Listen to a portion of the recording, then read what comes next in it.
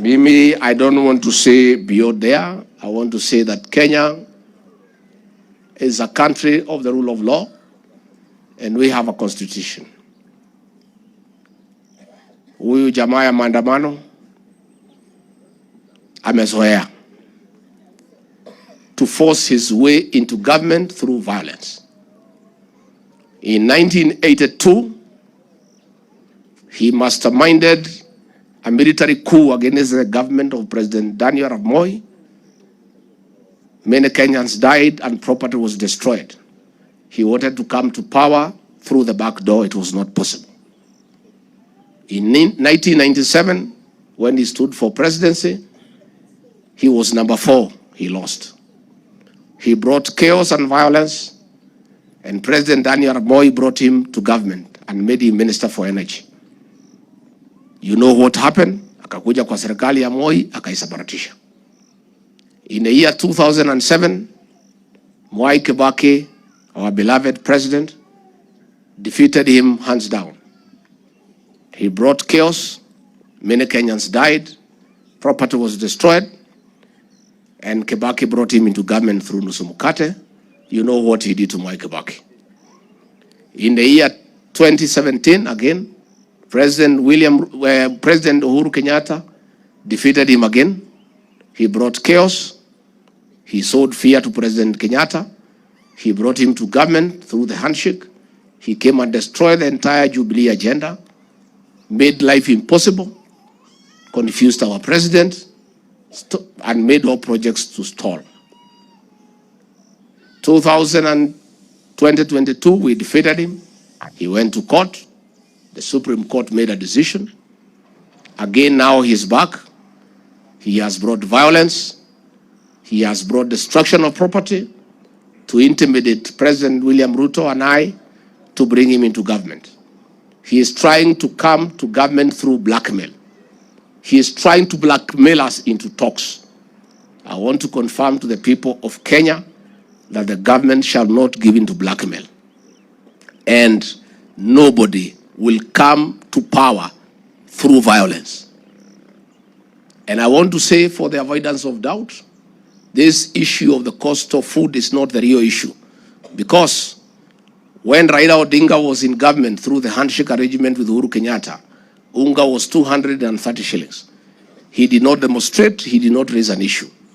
Unga has now come down to 175 and 180. That is not the real issue. The violence that is being unleashed against the people of Kenya by Raila Odinga is trying to force us to enter into a handshake and bring him to government through the back door. I want to say from Kamgocho, here in Nyeri, the land of freedom fighters, that it is not possible for him to come to government through the back door.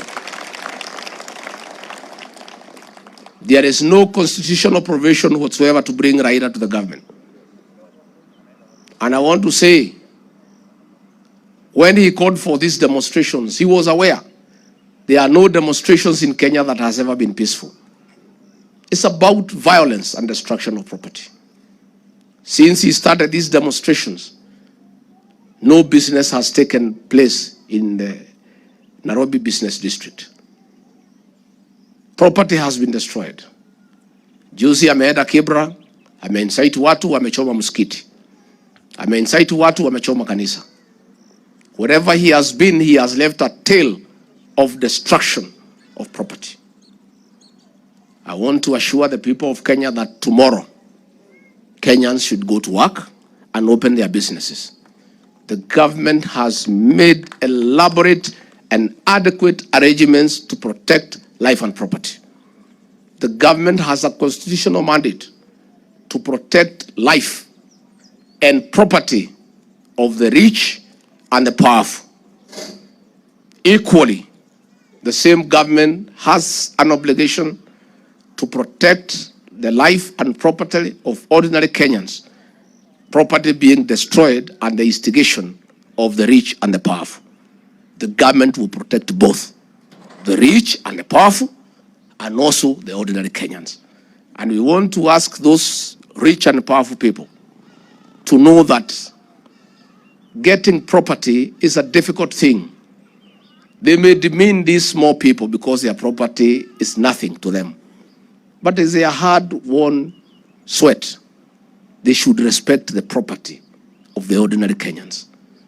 So as you plan your demonstration tomorrow, as you plan to destroy property, know that the government will protect life and property tomorrow in Nairobi and in other towns.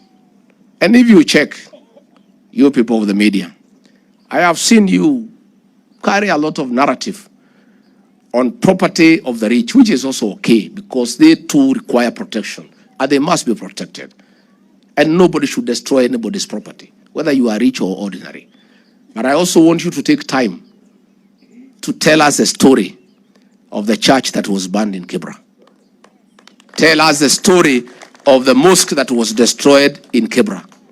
Tell us about the supermarket whose goods for 20 million were looted. You guys of the press are quiet when the property of ordinary people is being looted and destroyed. But when something for one single ordinary rich person is touched, you are all over the place. We are saying you should cover both. Nobody should destroy property, either from the rich or the poor. All property must be protected. But we want to see fairness. Tell the people of Kenya all the story of the supermarket that lost 20 million. Tell that story. Go and interview the people at the mosque and tell the story. Go and interview the people who built that church from scratch to tell you the story, so that you also tell the people of Kenya. Go to Nyamakema, go to Gikomba and interview the people who have lost business because of Raila Odinga and tell the story. Don't be one-sided. Don't be one-sided.